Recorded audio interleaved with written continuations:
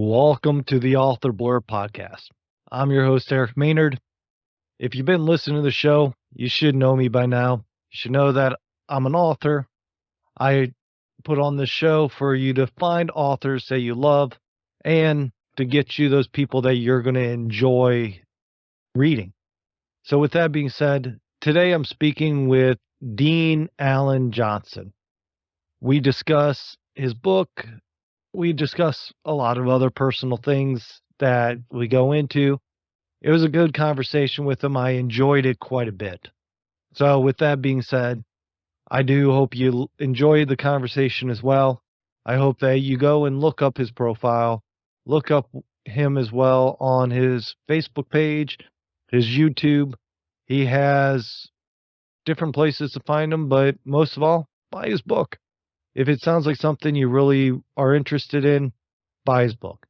Now, I would also like to point out you might hear a string of authors talking about Ambassador International.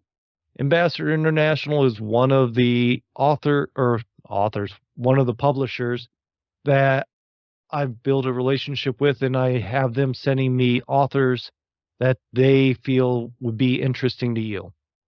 So with that being said, I need to also apologize if I sound off. Of course, as most of you might realize, I have a son, and that son likes to share with me everything that he can, even his colds. And I got his cold. So if I sound funny, I promise you it's just not me being weird. It's me having a cold, and thanks to my little son. So enjoy the show. Share it. Let people enjoy it as much as you do. Because if you're listening to it and you've listened to multiple episodes, I'm imagining you enjoy it. So take the time, tell people about it. Rate me, review me, even email me, tell me what you think. I love hearing what you think, and I enjoy seeing those emails as well. So again, thank you. Enjoy the show, and I'll talk to you soon.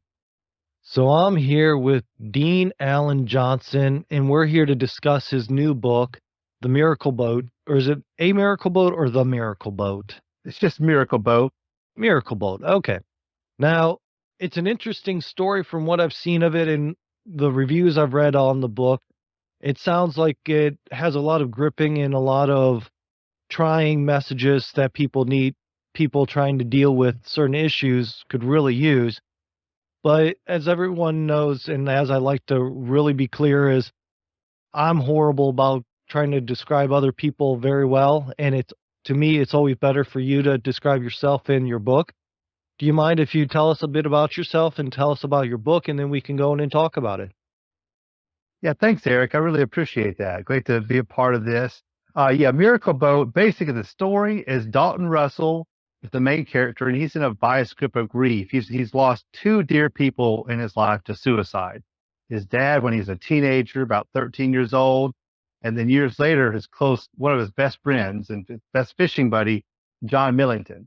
And it just knocked him to his knees as far as depression. The list of questions like, gosh, if I could have, what if I had known, that people will ask in a suicide situation. And it's affected his family life so much so. Well, then all of a sudden he receives a gift from the grave. He receives a boat that is willed to him by his fishing buddy, by John Millington. Shows up at his house. It's not in good shape. It needs a lot of repair. The owner, John, had pretty much customized the boat on the inside to himself, this aluminum fishing boat, and all that wood is rotted out and it just needs replaced. So Dalton receives it. He starts to go through repairing it and restoring it, and through that process, he starts to kind of feel whispers. He starts to feel nudges. He starts to get information like that the boat's speaking to him. His family dives in it and restores it, and something special. He takes it out fishing, and then he's just thinking, it's like, if I could just have one more conversation with these people, either with John or my dad or other people, to talk to them face to face, have a voice conversation. I can answer my questions. I can tell them what I feel. He takes the boat out and he starts getting those visits on the water, on the lake, with those people who've already crossed over, all those people that are already passed over.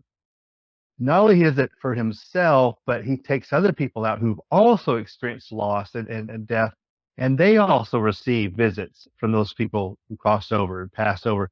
So it's that the situation where his family starts to restore itself, he starts to kind of get voices, I guess, really from heaven in a sense, from beyond, to give him guidance, lift him out of his depression, brings his family out, restores his professional life, his ambition, his drive, leads him on to do some other great things with life, but mainly it brings this family back together and answers the questions and put those things to rest so he can move on. So that's the basis of the story of A Miracle Boat. All right. So how did you end up coming to have this concept? Because I understand you pulled some of your own life experiences and put into the story to make it feel more realistic.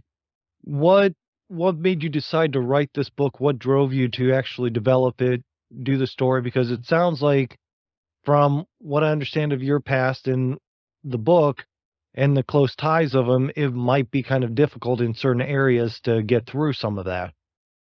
Yeah, it is. And, I've been interested in writing and written stuff over the years, but nothing actually for publication like this. But in that process, learning from other writers, I've learned that a lot of people, their first fiction book, it's very autobiographical. John Grisham is one of those that I think stands out with that. It's not too uncommon. And some of the best stories you draw from real life. But the situation was, yeah, when I was 13 years old, my dad committed suicide. And that next month, I met a man by the name of Mike Williams. Um, and we ended up becoming really close friends. He was a mentor. He's a minister at the church where I went to, and we became friends. And then we became close fishing buddies because both of us bought boats that were Mhm. interested in it. And Mike, especially, made this boat his own. Well, in 2008, when I had just turned 40 years old, he takes his own life, and he was battling depression. Coming from that background, having been a minister, I've helped a lot with that counsel, that situation, and I knew it runs in my family.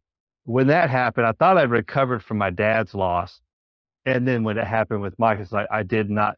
It spun my life around, just knocked me on my butt, so to speak. Right. Um, and it just, but I stayed in communication with his family, Mhm. and they told me his boat, he had just moved from Colorado to Tennessee, to Chattanooga, Tennessee. And they told me, hey, look, he wanted you to have this boat. It's available. You can have it. I drove all the way, like spent an entire day driving down almost to Florida. I live about North Alabama, a long way. I picked up this boat, brought it back. In the process of me pulling it out and starting to clean it up, I just started getting this nudge, like, tell the story. Dean, take what you've learned from this and see what you can do so that others will also follow in the same path as far as suicide is concerned, and tell your story. And it started to develop. As like I started to feel like it was spending time working on that boat was kind of healing me and recover from my grief, a loss of my friend. It gave me a purpose. And Mhm. that's when the story idea came about. That's like Labor Day weekend, 2019. And I was like, okay, you know what? Starting January 1st, I'm going to start writing this story. And that was the whole point, was I want a message of inspiration and recovery that, hey, look, I've gone through these steps and this person has gone through these steps. Hang on, you can too. You just kind of lean on the people to help you through it, and find a greater purpose than just yourself or just something to hang on to. And that's kind of how the story evolved, and want to kind of keep it kind of close with the family being involved, in that sense. And I would spend my Saturday and Sunday mornings writing. Um, in a way, I didn't really know where the story was going overall, and Right. just started writing the chapters. But I want to keep them short and to the point. But the point was to say, look, this is offering a sense of recovery. Got to fix the boat. Dalton's got to fix the boat to be able to repair and restore his family life and his life in general. So that was the inspiration through all that. And sadly, once it got picked up at the Ambassador International to publish it, we were Mhm. in the middle, had just started the editing of the book. my friend Mike Williams has two children, and his son took his life on January 12th, Mm, 2021. And it was like, oh my gosh, it just brought all that stuff back. Here I'm trying to write a story to help to prevent to read it. It's like, hey, hang on. And here was someone do it. So I started doing some research on that and found out, hey, it's very likely those people who have for victims of suicide, it intimately affects the relationship of six other people intimately. Well, a period of time, that's a lot of people, that many right, suicides in the world. And men, I think are 80%, they're 49% of the population, but represent 80% of the suicides in our country. So that was kind of the process of that. And I didn't want to just focus on the suicide. I want to focus on, hey, we all would like to have that one more visit. And I thought, wouldn't it be great? I love watching Teresa Caputo and Long Island Medium when she does those readings. It just fascinates me. I read The First Phone Call from Heaven by Mitch Albom and felt that same way. People have a longing to speak to their loved one more time, just one more conversation. It's not possible. We can speak to them, but we don't have a conversation back. I do believe we do hear from they speak to us. It's not necessarily words or like I'm talking to this camera right now, but there are messages. It's just right. from a human standpoint, we like that. So that was that sense. It doesn't matter what the loss is. It could be old age, it could be heart attacks, strokes, car accidents, whatever the reason is. We just want to be able to talk to them one more time and tell them what they mean to us, share things with us, for that matter, and kind of catch up and let them know, hey, you matter to me, and I miss you. And they're telling us, you matter. Stay put. Stay the course. You got a purpose unlike anybody else. Don't take yourself out too soon. Live your life to the fullest. So that was the basis. That's a lot, of what was the purpose and the message I was trying to create. Well, that makes sense. Now, where's your book actually taking place in the sense of you're in Huntsville, I believe. Where is the book taking place in Huntsville as well, or do you have it set in another location? I do have it set in Huntsville, Alabama, because that's what I'm familiar with, and Right. and then also Gunnersville Lake, which is very close by. It's 50 miles away from Huntsville. It's on the Tennessee River, part of the Tennessee Valley Authority. It's the largest lake in our state, and it is a vast. It's surrounded by these beautiful hills. North Alabama is in Huntsville is in the foothills of the Appalachian Mountains. Mhm. I want to portray this because a lot of times in movies and TV shows, you see a lot of imagery of Alabama. It's usually the flat farmland, south of Mhm. Alabama, things like that. One of my favorite authors, Winston Groom, who's from Point Clear, he wrote the book Forrest Gump. I feel like I'm Alright. wearing my Gump shirt today. Uh, you see that it's Greenbow, Alabama, which doesn't exist, but Bayou La Batre, that's in South Alabama. It'd be a pretty place, but a lot of people don't know how lush and hilly North Alabama is. So I wanted to set it in that setting, and create that, and that's why there's a company that Dalton works for, Rocket City Tech, um, that is based in the Huntsville area because Huntsville has a lot of Department of Defense contractors. That's the main source of employment is either you work for a Boeing or McDonnell Douglas or IBM. I mean, all those are here as well as NASA, uh, Mhm. the Army, the Air Force, Space Force just opened up the headquarters here. So that's a very large part of our industry here, and we have people moving from all over the country. I grew up in Huntsville; it's my home, um, and so that was the point. The other thing I noticed as a side note, but dialogue, writing in a way that people hear, for Southern speak, the drawl and stuff like that. Right. I find it fascinating, Eric, that in our own state, where my dad was from, down in Troy, Alabama, south of our capital city in Montgomery, when people, the words they use, if it ends in an R, it becomes an A. And say, like, if you give me some sugar, don't hinder me when they mean hinder. Right. you move up 100 miles to where my grandmother's from, which is Talladega, which Talladega Super Speedway, the racetrack. That's where my Mhm. grandmother grew up. Okay. 80 words ends in an A because it's R, so it's Talladega. And my aunt, her daughter is named Linda, but my grandmother always called her Linder. And it drives my aunt crazy. Can you spell it? Linda. Linder. No, anyway. Um, but that's a little side note. So yeah, I wanted the setting is Huntsville, Alabama, and Gunnersville Lake primarily. That's a long answer to your question, but That is all right. So let me ask this then, because when it comes to accents and draws and all that, the one thing that I find funny is I've traveled in my lifetime. I've worked for a company that had me travel in the United States more times than I can count. I've been in Huntsville several times. So I'm familiar with it, but just the different accents, the different ways that people talk over the country. When you wrote it, did you actually incorporate the different ways? So I guess, like you said, you have one family member, if it ends in an A, they use an R. If it ends in an R, they put an A. So did you incorporate that into the dialogue, or did you spell everything out and let whoever reads it pick up on their own way of saying it?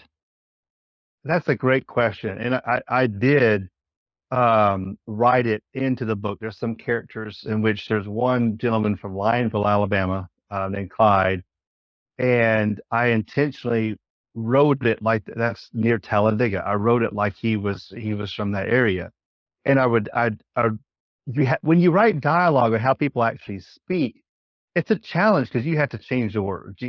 Right, Like I said, Linder, and people would read that and think, "What is the deal?" And but the other thing is you kind of have to explain a little bit. right. So I know that like a lot of tendencies that I see is like at least in my books, for an example, when I wrote them, I put in general dialogue where I'm not putting an accent, but I write in my own tones too, which I always thought I never had an accent or a dialogue or anything like that until I moved out here to Virginia, where everyone asked me, "Where is my funny accent from?" or all this, and I'm like, "Okay, I don't have a funny accent," but so yeah, I mean, it's kind of that thing where trying to take how somebody talks and put it on paper is a challenge in itself, but doing it where it doesn't confuse the person and also connects to the reader in the right way. So, what drove you to actually go that route to incorporate that? My editor, Shazana Maurer, has a lot to do with it. Um, when I originally wrote it, I just had dialogue, dialogue, dialogue, dialogue. I just had, and she said, you can't just have people talking constantly. And unlike Right. if you watch a movie or TV show, you see that stuff, and there's things that we pick up on visual we don't have to explain. But when you write it, and I think I write a lot of my stories based on like it's a movie scene. And that's how I envision it and then write it down. So I've got to describe what color shirt or what things smell like or what there's smoke, coming up from the background or something like that's misty. So that was part of it. Another thing is like, okay, she asked some question because she was in England at the time and she's from Mhm. California. So she was asking me, is like, do people really speak? I mean, is that how they really things they say and things like that? So yeah, it is just beats all get out. Or one of my common phrases is like, it doesn't excite me. I might say something like, that just doesn't crank my tractor. And write it in the story. It just brings up more interest as far as Right. that's concerned.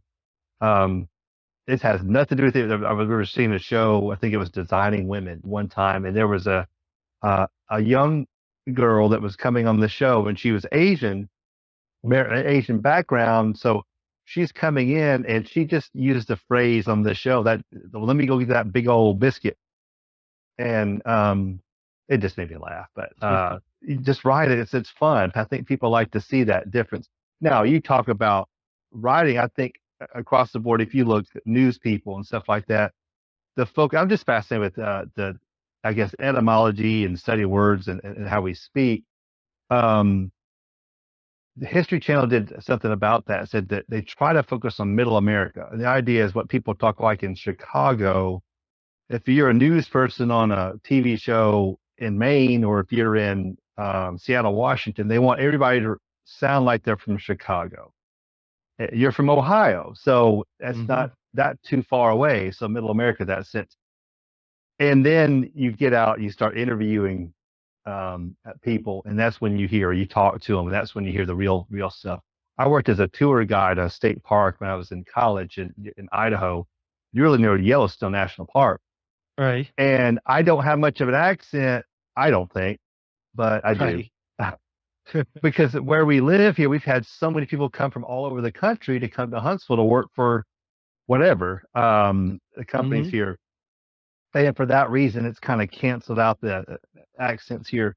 But when I was in Idaho guiding historical tours, people said, no, as soon as you talked, we knew you were not from Idaho. And of course, y'all is used quite heavily. But they picked up on, I didn't think I had an accent, but yeah, it's there. So yeah, there you go. Well, I always found way people talk, even in just removing the accents and things like that. Just like I believe, if you go to parts of Ohio, for an example, if you say something and somebody doesn't understand what you said or is asking you, they'll say please or thank you, kind of expecting you to take it as, what are you saying? Like, Right. oh, please? Like, But what did you say? I mean, and it varies just from different parts of the state where different words mean different things and ways that they're being taken. Now, mind you, it's been about 10 years since I've lived in Ohio, so things might have changed, but I doubt it. But right. with that being said, what what really made you feel that your book, when you wrote it, needed that whispers or bringing the voices in? Because I they always say that there's 1,000 ideas for a book, that everybody has ideas for a book. So what gave you that idea? You said that working on it started whispering to you. Mm. What made you think about taking the boat out and the miracle boat, bringing people to the person while they're out there fishing to be able to reconnect? I think that there's several things. I think most notable was the fact that um, several years ago, there was a From the Earth to the Moon episode on HBO. Tom Hanks put it out. He was trying to explain the whole Apollo era. And in that sense, he was talking about the building the lunar module, which was hand built. Every one of those there's no machine. They're not stamped out. They were hand built. And it was extraordinary light. When they finished it, and then the main person leading that development of the lunar module, Tom Kelly, says in From the Earth to the Moon, it's like, I believe you got a machine here. It's a bunch of metal and bolts and plastic and stuff like that. It doesn't have a soul. But he said, I believe that the machine does carry the souls of those people who made it. And so here I am with my friend's boat, tearing apart his work, restoring it, and knowing that it's his hands that put that together. So I felt like it was part of his soul kind of coming out, in a sense of like, okay, make it better, fix it, repair it, go use it.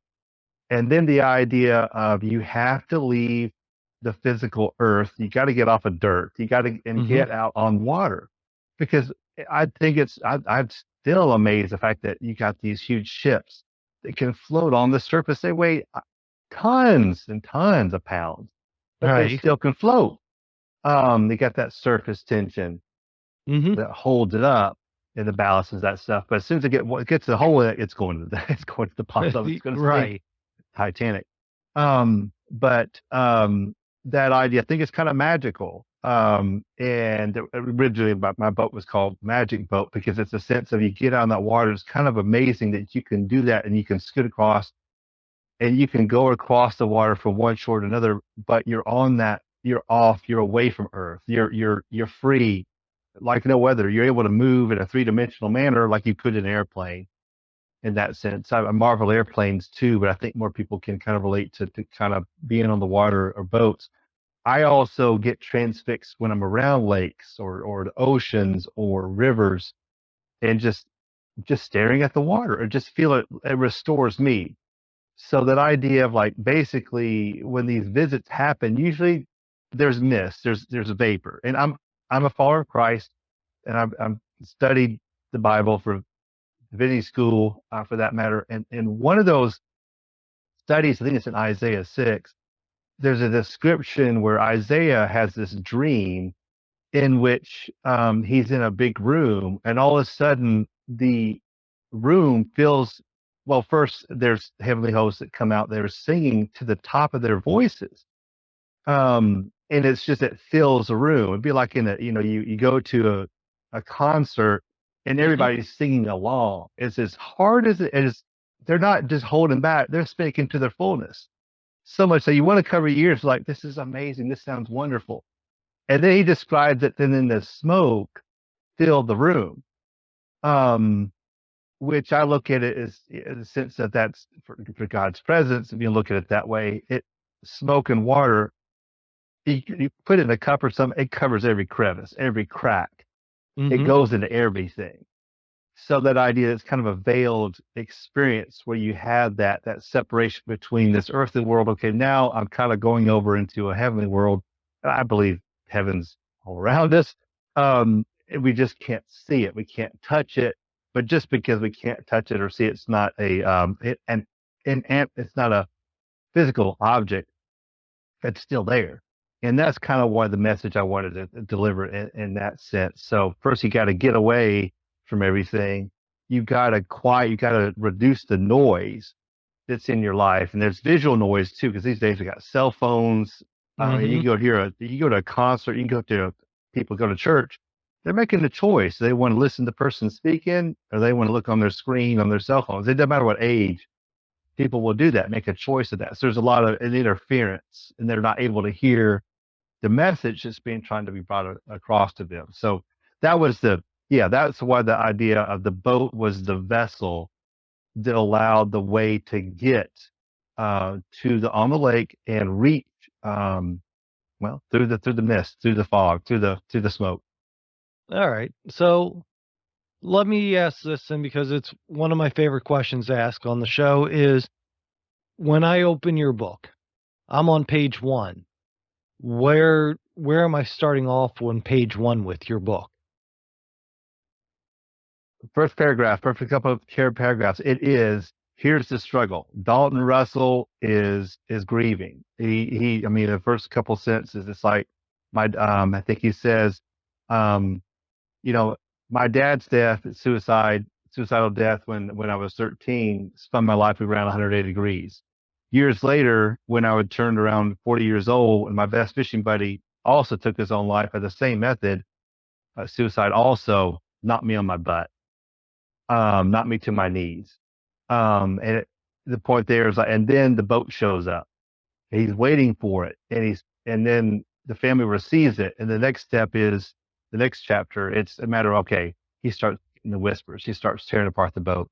So that's the. I know I went beyond page one, but that's it. Okay. So now with that, what actually, I guess this is a standalone novel. You're not likely to have a sequel to it, correct?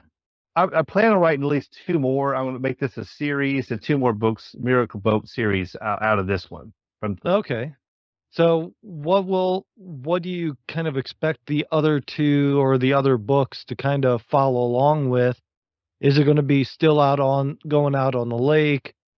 Are you going to try to instill some other values and some other thoughts in there? What do you plan on doing with it that's going to make the rest of the series interesting to people after they read the first book? Okay, great question, Eric. I think two is one. There's Dalton has two children. One's Eva, who's a 16-year-old girl in high school, dealing with all the typical stuff that 16-year-old girls deal with in high school. And there's Mhm. also about an 8-year-old boy. His name is Ned. This is his son, and he's just in elementary. He's just living life, just enjoying it, and two things. I think one book will be focused more on Eva really dealing with her battles and discovery and kind of getting made fun of. It's like people start to hear whispers about this miracle boat. Um, Kind of like very similar to um, the movie Field of Dreams. You know, that's just Hmm. build it and they will come, and people start showing up. And is that really there, or can we really trust you? And as you know, teenagers, other children can be cruel. So my Right. focus on that one be kind of the Eva's story and how she is kind of led both by her parents and her friends to stay true to what really matters and find out some of her struggles. And I mean, I've also written in the story more about, I call it the evil one, that second force. We have good force of good and we have force of bad on this Right. earth. As they're fighting, always kind of fighting for our attention and are pulling us in one direction or the other and trying to deal with that. So that's one that the stories are right. The other one I think I'll pick up on with Ned. The children amaze me when you have young children that they are Right. so believing and accepting of things. Hmm. And then you just is like I saw it, I don't have to question it. It was there. No, it was really true. And I felt like when my son was little, I felt like both my wife and I were getting kind of visits or a sensation that his family that had passed on and died was present and guiding us in that sense. My When my son was little, he's now 10, but my wife and I, Tracy, felt like we were getting protection from family members who were on the other side. And we weren't really certain about, oh, is that really happening? Or am I just thinking that or just imagining that? And we'd ask him questions about it. So yeah, granddaddy was here. Well, just describe him. And he described him as like, yeah, that's my dad. Yeah, okay. And there was no question, Daddy, was it real? It was like, no, it was like, no, this is what happened. And children will just pick up on that. At some point, I won't even go into this, and maybe it has the word Eva. We kind of bring them away from that to start to doubt some more. Just doubt comes about from growing up. Right. And so that sense of him kind of guys like, no, no, hang in there, but believe this is happening. Because there's a lot of times if we, I think one of my favorite quotes is, I'll, um, I'll see it when I believe it. I'll see it when I believe it. And that's when it kind of comes about as far as vision statements and trying to projection and stuff like that. And just be more accepting that there is another realm to this world that we can't see that's there. And however you wanted to describe it, but I want to do it from the perspective more of a child. So that idea of kind of guiding that. And so that's the part of the next two books will come out from the series. Well, those sound interesting. So it sounds like the series is going to be quite intriguing and really push people to learn and accept and try to find value as well, especially from what I'm picking up from you and the things you're saying. They sound like positive stories, which you can never get enough positive stories nowadays. So, Right. one thing I'd like to do is I'd like to thank you for being on here. I've enjoyed our conversation immensely. And hopefully, when your next books come out, you reach out to me. We can talk more about those. But in the meantime, this is going to end up being the end of the conversation for everybody else. Before I let you go, can you tell everyone, other than authorblurb.com, where I have your profile set up, and in the show notes where I have the links you've given me, where do you prefer people to reach out to you to try to talk with you and connect with you? One is in there, my YouTube channel, Dino's Devo, Dean. Do look for author page for Dean Allan Johnson. That's Allan. And if people want to directly connect with me, they can send me an email at Dean Johnson HSV, Hotel Sierra Victor, Dean Johnson HSV at gmail.com. But I look forward to it. And Eric, thank you so much. This has been a wonderful experience. Thanks for giving me this opportunity to to meet with you and talk with you and share my story. Trust me, like I said, it was definitely my pleasure. So hold on for me for just a moment. Like I said, this is the end for everybody else, but not for you and I. I'm glad you made it this far to the end of the show. I hope you've enjoyed it, because that's what it's all about. I'd also like to suggest that you take the time and go find the other authors that are here. Find that author that you're going to love and you're going to want to share. It's all about the authors, and that's why I'm here. Now, if you enjoy the show, I'd like to ask you to do me a favor. If you think it's worth it, go to the website, authorblurb.com. You can donate money, donate crypto, buy me a cup of coffee, things like that that helps me support keeping the show going. Right now, I don't do anything to try to delay, add, distract you. Everything's out of my pocket, and everything is meant to make authors be able to grow their audience and grow your attention. So, as always, thank you for being here. I hope you come back for the next show. And again, take the time, explore authorblurb.com. There's a lot there that you will be very happy to take the time to enjoy. And as final note, rate, review, shoot me an email through authorblurb.com. That way you can at least let me know what you think. I'm happy to always see reviews and hear what you think. Thank you. Have a good day.